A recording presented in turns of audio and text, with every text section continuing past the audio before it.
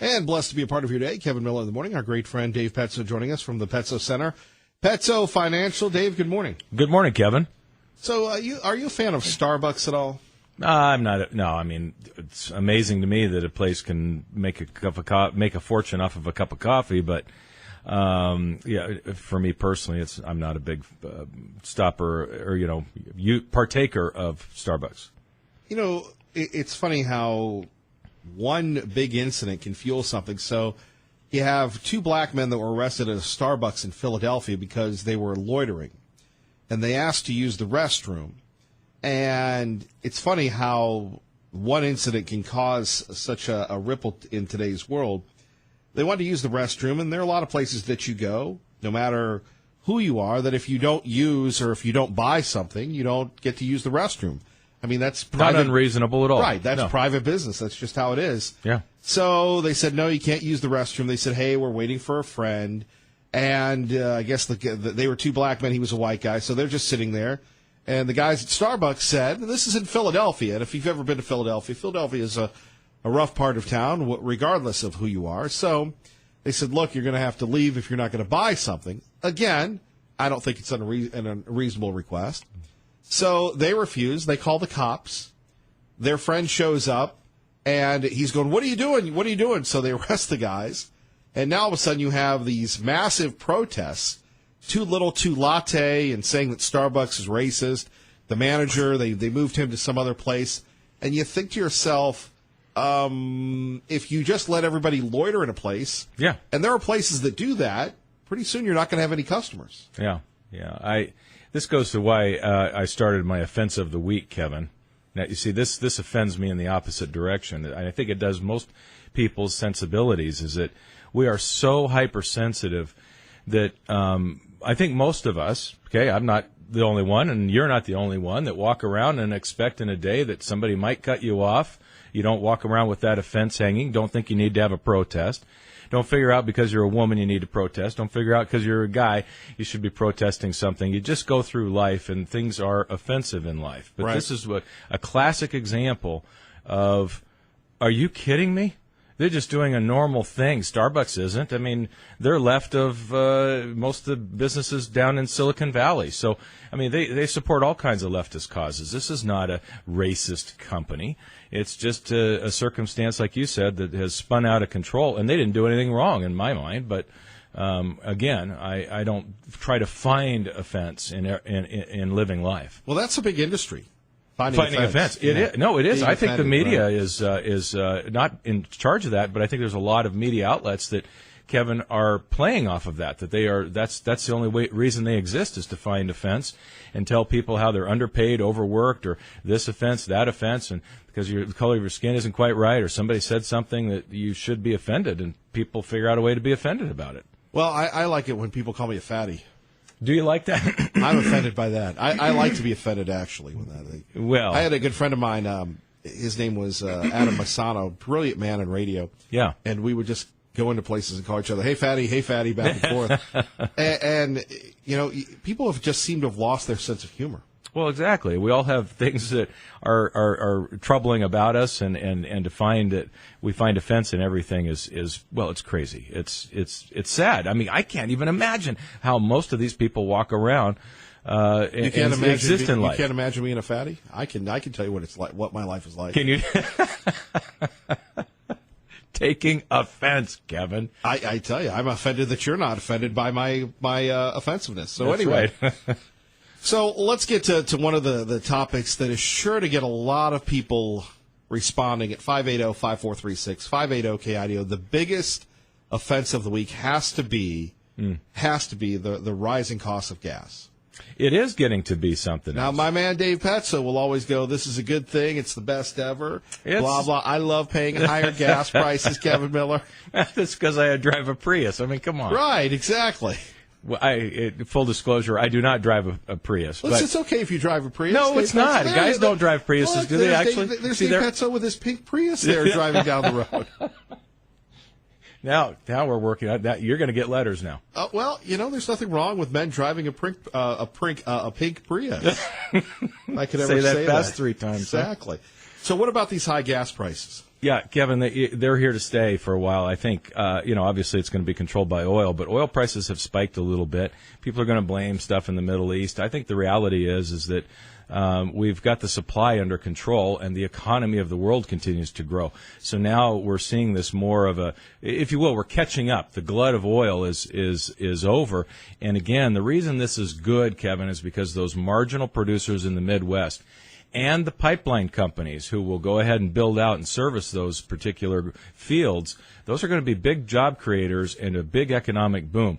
So you and I are going to pay a little bit more at the gas pump, but that's all. And it's only going to be marginal compared to how wealthy we all are getting, how big GDP is growing. And I'm not going to pull a Nancy on us here, Nancy Pelosi, and say it's just peanuts or whatever it was she said.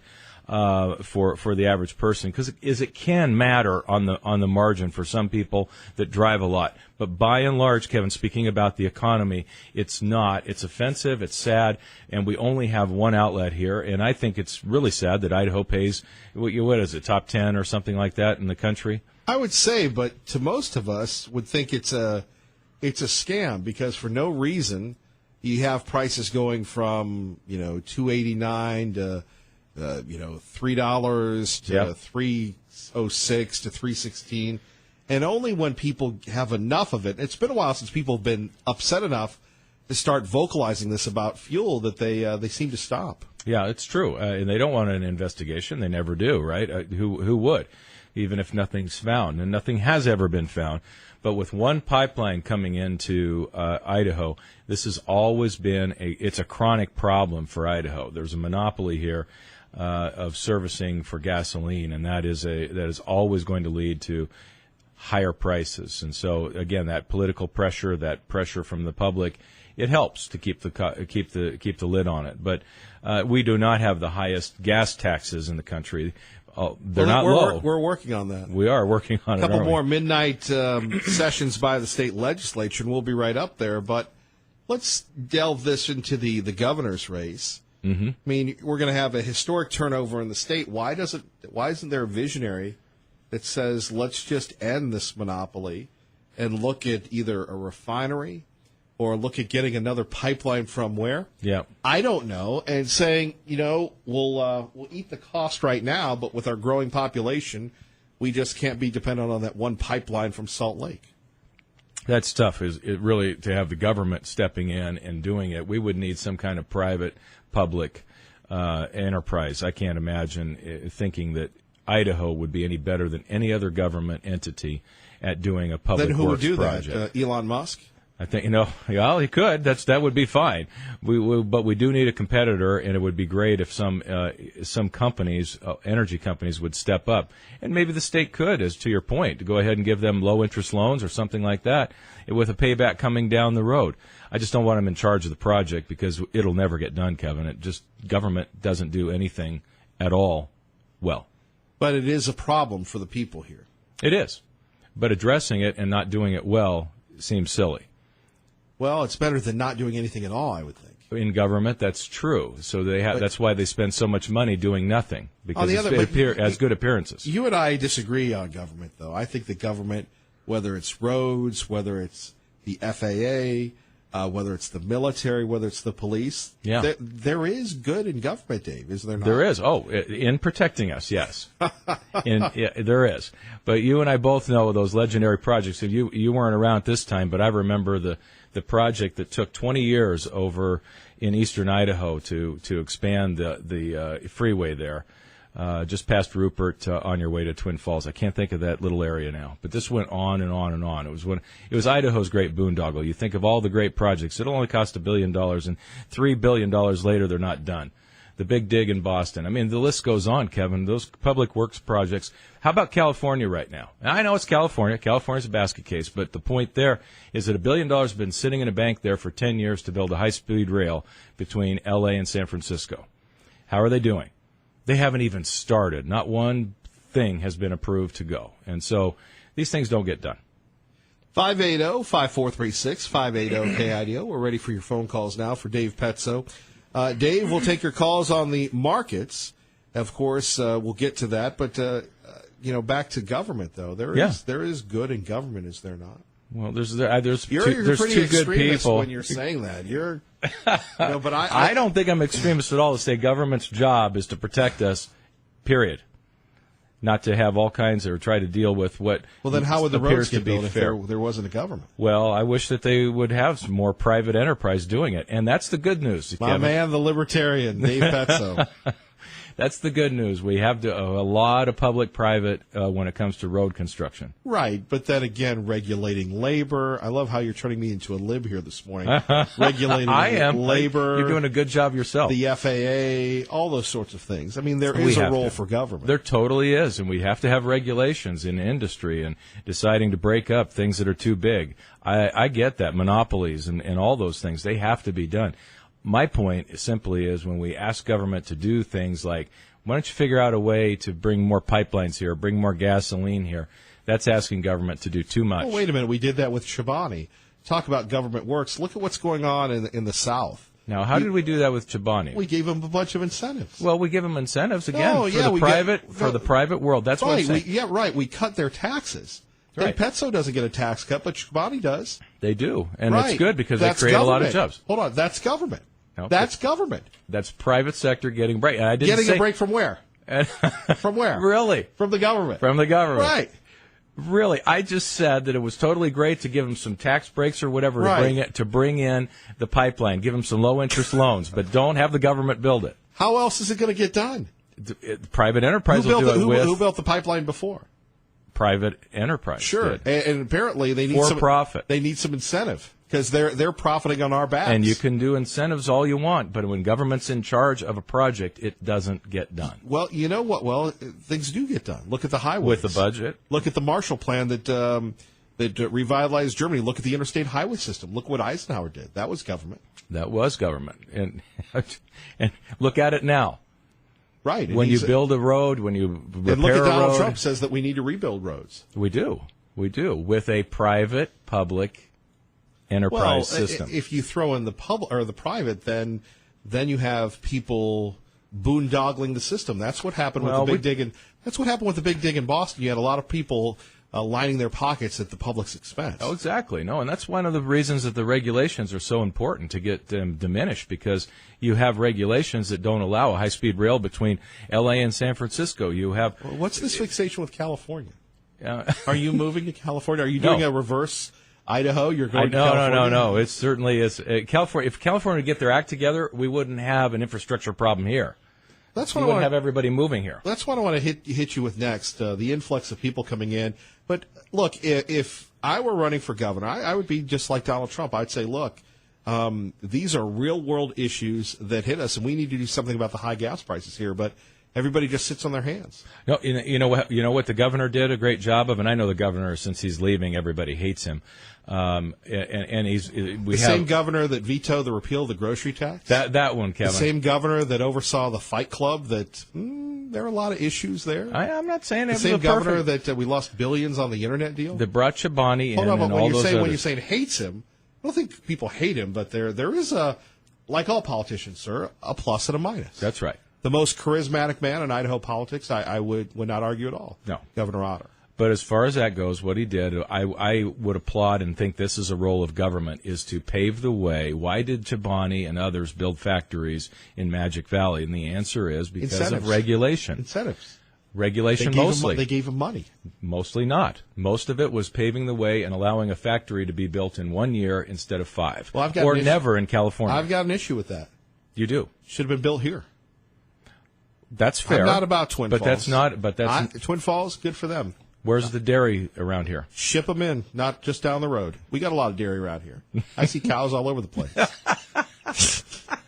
More knowledge from Dave Petzo. They're cutting little pieces in the butcher block. And more attempts at humor, lame attempts at humor by me next. Kevin Miller, KIDO Talk Radio. All right, we could continue going back and forth on this. Hey, by the way, any thoughts on the governor's race? We got into that last week. I'm thinking I'm going to ask you that every week. I know, but it's safer when I just, like you say, don't have a real answer, right? That's what But I I'm actually, I'll be honest with you, I've really not made up my mind. Well, that's what I do weekday mornings, 5 to 9. I really don't have answers to anything. You just kind of float. I do. By the way, coming up, we'll have all the candidates on again. We'll be talking to them weekly, and, of course, who will replace Congressman Labrador. We'll have those folks on as well. Dave Petzo is with us answering your questions. Let's go to Dan in Middleton for Dave Petzo at KIDO Talk Radio. Dan, good morning. Good morning, Kevin. Good morning, Dave. Good morning, okay, Dan. Kevin, you're letting your history show off here, but the Constitution provides for two things: the common defense and interstate trade. The rest of it shouldn't be part of the federal budget. You said the interstate. They did the interstate well. You realize that was built as a national defense project, right? Right. It was modeled after the Audubon, and Eisenhower saw that, and yes. Although there is a popular theory that Dave Petzo likes to perpetrate, and I like to accept, that we wanted people to travel coast to coast and to do so affordably. Well, yeah, maybe. Eisenhower built that. Originally, there was supposed to be 1 mile out of 15 that was long enough to land a B-52. You know that, Dave? I did not know that. Well, you learn something every day. Well, I did not. I'd never heard that. Yeah, maybe Hank will call you about it. Oh, Hank's on the horn. He's ready to go. Okay, cool. I'll talk to you later. All right, Dan, thank you. Thanks. Traffic and weather together, KIDO Talk Radio. And let's go to Hank in Boise on KIDO Talk Radio for Dave Petzo. Good morning, Hank. Good morning.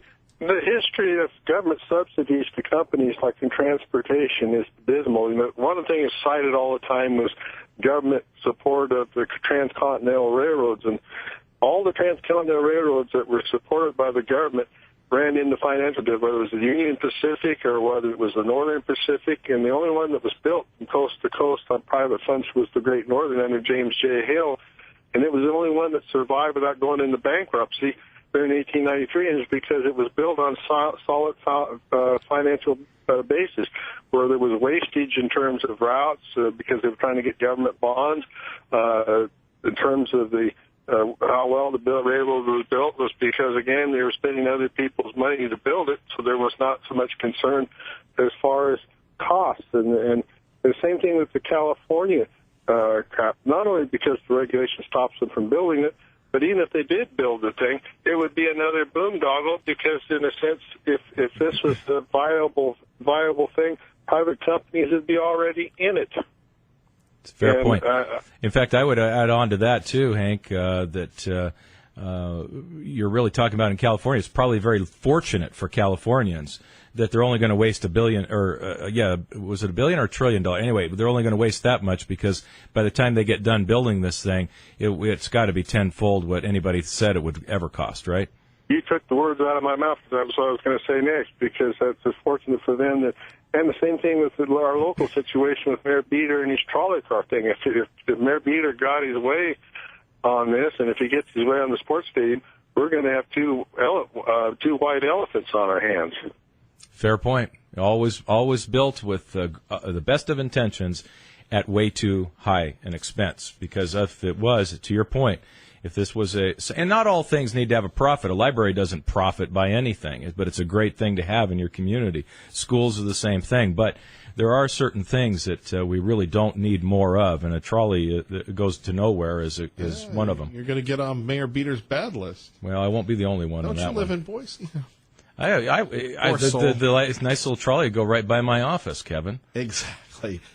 I still think it's a bad idea. Pete in Mountain Home on KIDO Talk Radio. You heard, by the way, Mayor Beater had a big meeting over the weekend and said growth is good and we're not going to be this rural town. And people are, wanting to have intelligent growth, and I guess that's not going to happen anymore. No, it's unfortunate. Pete, good morning. Good morning. As a quick aside, all Boise has to do is look at Cincinnati's light rail. 1.6 miles up and 1.6 miles back, and nobody rides it, and it cost them $150 million. Good point. My question for Dave, though, was on what's called, the new fiduciary rules for financial advisors. Yeah. Have been in place for about a year. Overall, how's that going? Do you have an impression? Yeah, it's not going great yet, actually, because the rules are not in place. They've been postponed. The good news is that it caused an awful lot of the really crummy products to go away. Although the worst, in my opinion, the worst offenders, these equity indexed annuities and stuff, those are covered by the insurance department and are out of the purview of that. So the best thing that we can hope for there is that the Trump administration, which I was glad they blocked, and stopped to think about this. It has way too, like we talked before, a good idea for bringing regulation never sees any bounds, and it really encompasses everything. But getting rid of these high commission, terrible products that don't perform is a great idea, and I wish that the departments of insurance around the country would do something about it. But so far they don't. They don't seem to care. I can't stop. I can't make them do anything. I don't know what they do over there. I think they just sit around all day. Anyway, I don't need to get in more trouble than I'm already in. It just doesn't make sense. What are you afraid of, Dave? I mean, speak your mind. Yeah. Thanks, Kevin. It's just that this is not going to take effect right away. We're still a good year out, but it did make a lot of the broker dealers relook at things and get rid of them. So there's some good benefits here. I'm glad that they're still looking at it. There's more intelligent ways to do it. So I'm really glad to hear the question brought up. It's still being suspended and not fully implemented at all. Okay, thank you. You got it. All right, Pete in Mountain Home. Dave Petzo joining us here at KIDO Talk Radio. Anything else you'd like to leave us with? What are the markets doing? We didn't even get to them. We didn't even get to them. They remember how we were all upset about Syria? It looks like we're going to open up this morning, which is good news. We're not worried about it. We've got to watch those headlines. We had a good week last week, up 2%. Still, on all those political worries, concerns about Facebook, China, all those things. Market's strong. And we are now entering into earnings week, Kevin. 17% earnings growth expected. So we'll start seeing over the next few weeks if they can hit those expectations. And we can finally get back to fundamentals matter, not just headlines. Dave Petzo, fundamentals matter. Thank you, sir. Thank you, Kevin. Always enjoy it. Thank you. You're listening to KIDO Talk Radio. Good morning, Maggie. Always enjoy our great friend Dave Petzo with us. Kevin Miller in the morning. Don't forget to catch him 8 to 10 Saturdays for Money Matters. Been on this show, on this program, on this station for many, many years. Interesting conversation about the role of government when we're talking about creating projects. And none bigger right now than a topic that has been as old as gasoline and cars and talk radio itself, the high cost of gasoline at 580-5436, 580-KIDO. And really no explanation from Trilby Lundberg, from Billy, from Willie, from anybody else except that that's how it is. I just got a thing from my mom in New Hampshire. Gasoline is $2.52 a gallon. We had Tom who sent me an email about the low cost of gas in Arizona. And since we have all these folks running for leadership and government and everything else, I would like to see what would be the plan to make Idaho more competitive, right? And then the plan for constructive growth. Now you have Mayor Beater saying that Boise's going to continue to grow. Well, good. That's what's going to happen, and we're going to see massive strains on our infrastructure. But where is the plan? And, when we have on Dr. Alquist and Congressman Labrador and Lieutenant Governor Little and Harley Brown and all the other people running for governor and Steve Pankey, I think that's a unique question that will probably not get asked by most folks, is what's the plan when it comes to energy? Now, when it comes to water, we do fairly well. When it comes to irrigation, we do fairly well. But when it comes to gasoline, wouldn't that be something that the governor should address? Now, we've had 12 years of Governor Otter, and it's, fluctuated. And I remember Governor Otter on this program talking about the need to have some type of fairness when he's driving in from Star, and he looks over and he sees somebody who's driving a little Prius, and he's driving his big Ford truck, and there's nothing wrong with a big truck, but, you're going to pay more in gasoline. You're going to pay more for your vehicle because it eats up more of the road, right? But I can recall him talking about the gas tax and everything else. And we saw that a couple years ago where the state in the middle of the night decided what? To raise your gas tax, right? And now we're seeing it now with one of the highest prices in the state of Idaho. So at 580-5436, 580-KIDO, we're not only talking about the state of Idaho, but we're talking about the country itself. And it's really nothing to laugh at. It's really nothing to think about when we're looking at our quality of life. Look, people here, they love to do what? They love to hunt. They love to fish. They love to use their vehicles. We always talk about our friends at UltraTouch with the non-ethanol fuel that's great for your SUVs. It's great for your over-the-road vehicles. It's great for your snowmobiles. It's great for just about anything, your ATVs. And you want to make sure that that's good to go, right? But on the other hand, it should be affordable. And if we truly are, and I do believe we are, one of the best places to live, should we just say to ourselves that it's time to just buck up and continue to pay higher costs in gas for gas? I don't know. From government, they expect us to be accountable, to live up to our commitments and to live within their means, and then to get out of the way. They do not want a federal-style, one-size-fits-all nanny government that does not only tell them what to do, but how and when to do it. Right, at 580-5436, 580-KIDO. Number one, we must not raise taxes.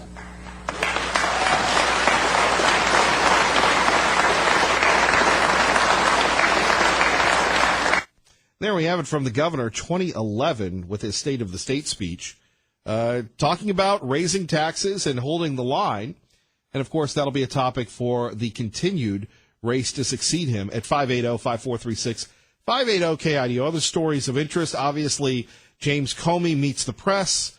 He went on and on. By the way, let me, since we have a moment, over the weekend, Art Bell died.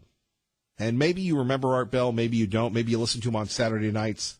But here's the lead from the Washington Post, and this is what makes him so unique. In the small of the night, when the mind is open and defenses are eased, mysteries blossom and conspiracies run wild. In the darkest of hours, Art Bell was a light left on for the lonely, the insomniacs, the Americans searching for answers in a society they believed was spinning out of control. For more than 2 decades, Mr. Bell, who was 72 when he died, April 13th at his home in Pahrump, Nevada, stayed up all night talking to those people on the radio, patiently encouraging them to tell their stories about alien abductions, crop circles, anthrax scares, and, as he put it, all things seen at the edge of vision. The Nye County, Nevada Sheriff's Office once said an autopsy will be conducted to determine the cause of death. So again, you look at what Art Bell did and the beauty of talk radio. You know, I was speaking to a couple people, and they said, "Oh, you spin the hits." I go, "No, we just we have a conversation." And when you think of Art Bell, an innovator, that at his peak, more than 400 radio stations signed up for Coast to Coast, took calls all night alone in a studio that he built in an isolated part of the Nevada desert. And there's one of those calls that is really spooky, and it's on YouTube. It's called the Area 51 call, where you have a worker from Area 51 saying, "Look, they're coming to get me. There's aliens. There's all sorts of things." And all of a sudden, Art Bell is knocked off the air, just all of a sudden going silent. Yes, just like that. Silent. So at 580-5436, again, Art Bell was a little too spooky for me when he would talk about the shadow people coming to get you, or when he would interview people. Nothing was off limits for Art Bell. But here you had a man, and it was unfortunate how it ended for him with his son and everything else. But here you have a man that understood the power of the spoken word, who understood the idea of a community well before Facebook, well before Twitter, well before all this instant social media. And you would hear Art and his crazies calling in. He'd punch up callers, unscreened, keeping one line open just for those who wanted to talk about what really was happening at Area 51, the U.S. government's reserve that for decades has been a focus of UFO sightings and purported encounters with alien beings. So, again, we will miss Art Bell. We will thank him for all that he has done for our great area, talk radio. And, you know, George Norrie, giving a big tribute to Art Bell over the weekend. I'm sure George will continue to do that. But thinking about the great Art Bell, and by the way, let's get some more details here at KIDO Talk Radio.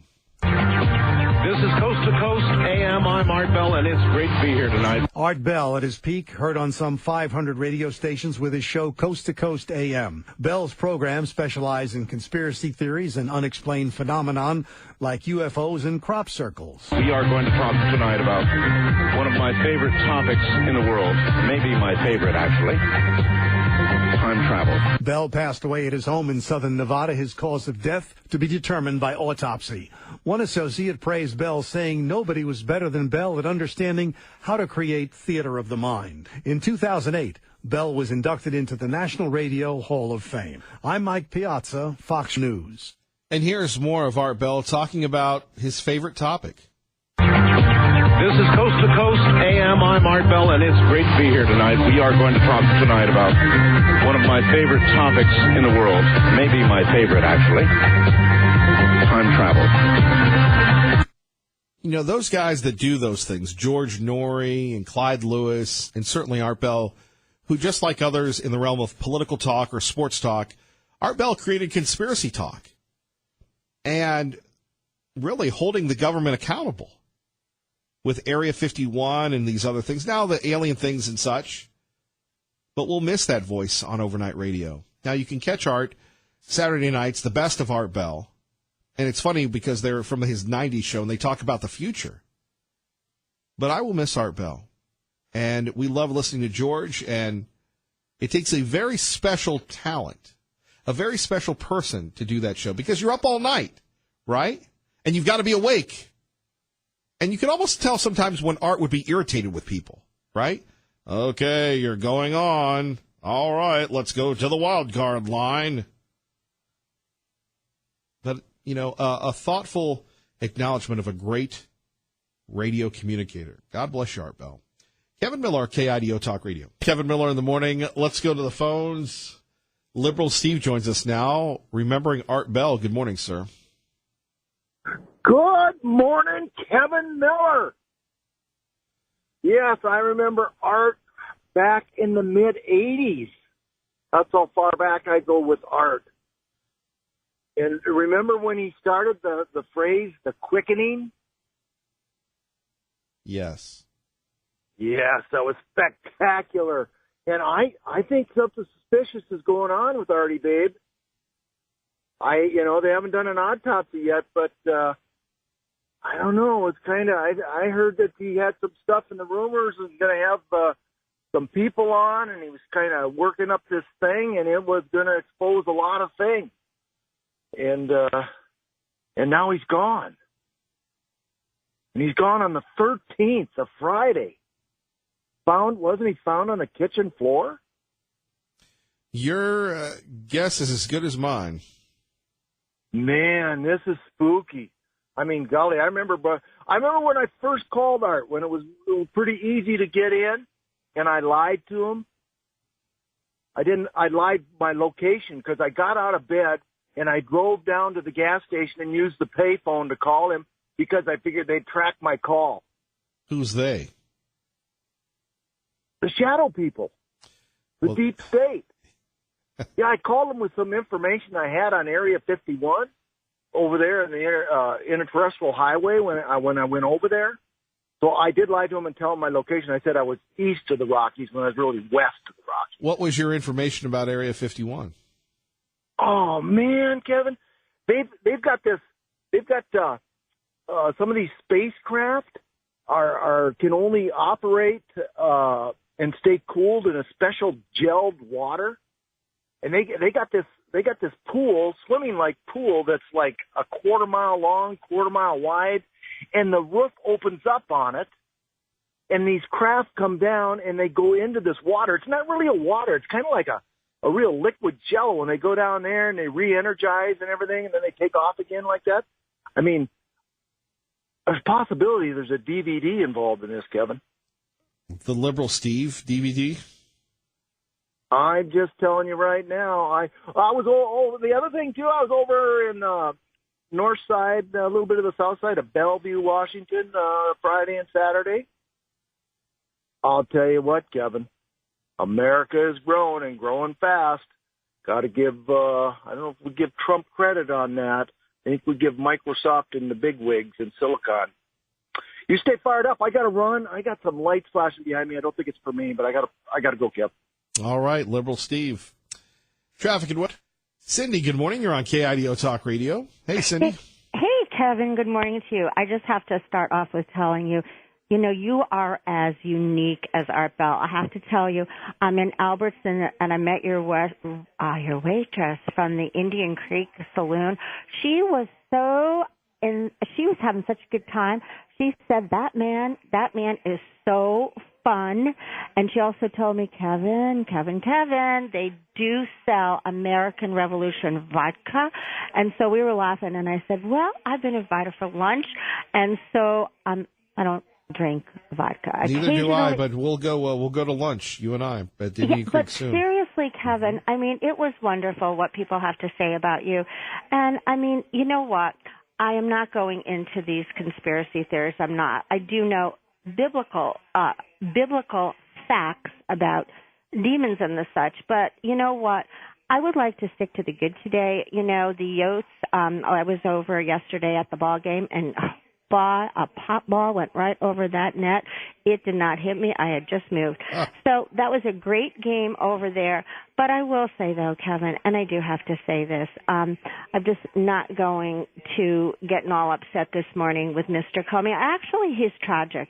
He is so morally, corrupt that it's tragic. But that's because he knows no moral principles in the Bible. 2 men used of God. Solomon had 500 wives and concubines. That's a fact. King David, who I believe God will raise up for such a time as this, like Queen Esther, who he wants to be the president. Either he is involved in the affairs of a nation or the God of the Bible is not. So, I have a picture of the president and 17 evangelicals behind him praying for him. God raised this president up. God will keep him in his office, whether it be whenever you do go home. I don't know. I'm 72. I could die, but I know I'm going home because of the promise of that resurrection in my Lord and Savior Jesus Christ. So we're praying for the president. I actually will pray for Mr. Comey that he comes into a saving knowledge of Jesus Christ, because pointing the moral finger at him, be wary you stand, lest you fall, Mr. Comey. You know what? You're picking up rocks throwing at our president. You're just like the Pharisees and scribes with the women, who Jesus forgave because she got into a moral situation.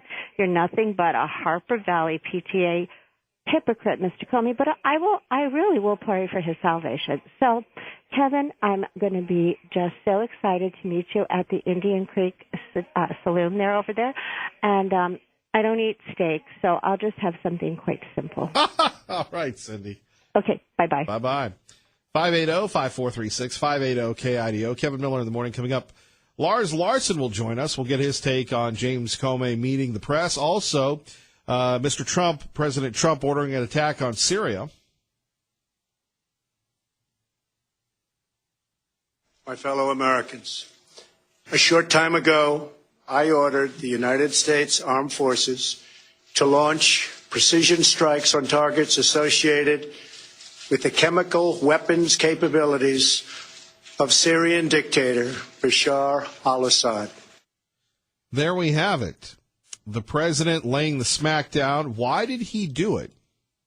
In 2013, President Putin and his government promised the world that they would guarantee the elimination of Syria's chemical weapons. Assad's recent attack and today's response are the direct result of Russia's failure to keep that promise. More coming up. Kevin Miller, KIDO Talk Radio. Good morning.